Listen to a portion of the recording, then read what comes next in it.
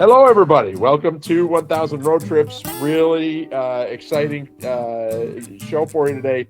We have Madeleine Buckley from Visit Pittsburgh. Hello, Madeleine. Hello. Hi. Happy to be here.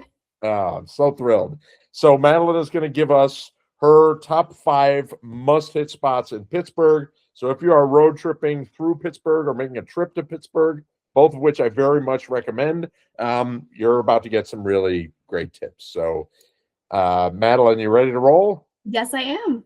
All right, what's top of your list? My number one is going to sound like a little bit of a gimme, but it is the Inclines. I think every time you see that Pittsburgh skyline, a photo of our city, you're going to see those two sets of railway cars that are going up the side of a mountain. And it's always on every must-see list, but for a good reason. This is one of those things that visitors shouldn't miss. It's actually worth that time because not only is it a really unique experience to ride the rails up, but when you get to the top, you're going to see amazing views, some of the most amazing views like I've ever seen, and you get great restaurants up there, especially if it's a nice day, but really in any weather because just the ride itself is beautiful. So for those who might not know, though, we have 2 inclines. One is the Duquesne and one is the Monongahela, or the Mon, if that's a little bit too long of a word for you. And yeah, they are both connecting really awesome neighborhoods. So, you know, you can make a whole day out of the experience. And a fun fact for you is that the Duquesne incline cars were actually the inspiration for the trolley in Mr. Rogers' Neighborhood. No kidding. Yes. Was that filmed in Pittsburgh, I believe? But Mr. Rogers is from the Pittsburgh area. Yes. Oh my God, I love it. Very cool. Yeah. All right. A hometown hero here in Pittsburgh. Inclines number 1. What is 2 for you, Madeleine? Number 1. So number 2, I've got something that's a little more off the beaten path for you. So Pittsburgh has always been and continues to be a city of makers, of forgers. We have that really rich history and we continue to build that. And so when you come visit Pittsburgh, there's a lot of cool ways to kind of get a hands-on crafting experience.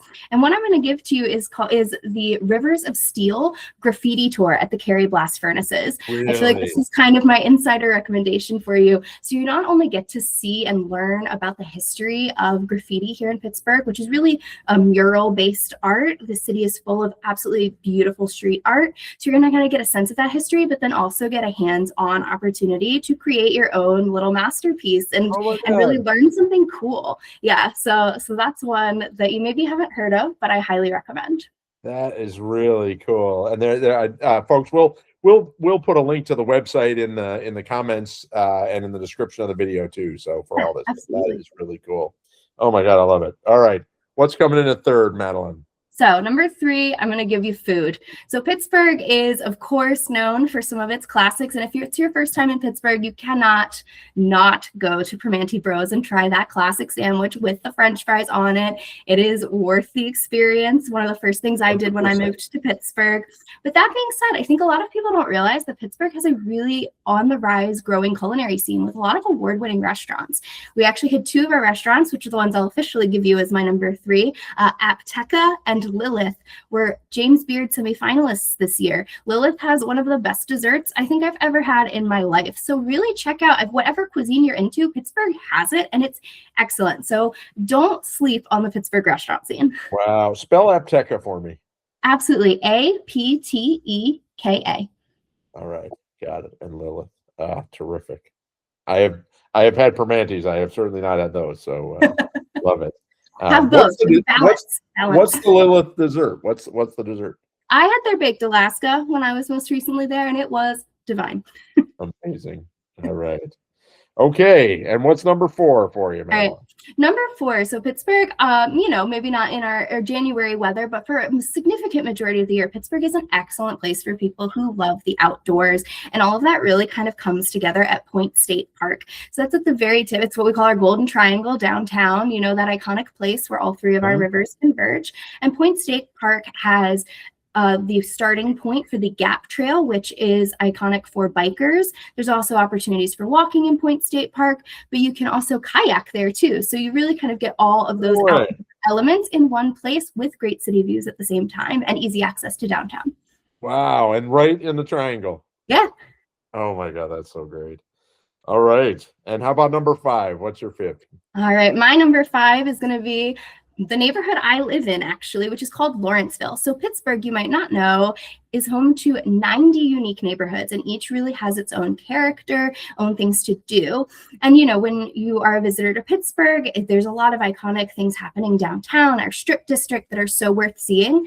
But if you have a little extra time, we really recommend getting out there and seeing those other neighborhoods. And my number 5 is going to be Lawrenceville. It's very accessible from downtown. It's a really cute neighborhood filled with shops, craft breweries. We have an independent movie theater called Row House that's in an old row house. You know, it's a really cute, fun way to spend a day and kind of feel a little bit more like a local. Wow. Oh, I love it. Okay, great. All right. So, all right, let me rattle off the 5. Okay. So I've got top 5 spots to hit in Pittsburgh. Go do the Inclines. Yep. 2 is the River of Steel Graffiti Tour, which just sounds incredible.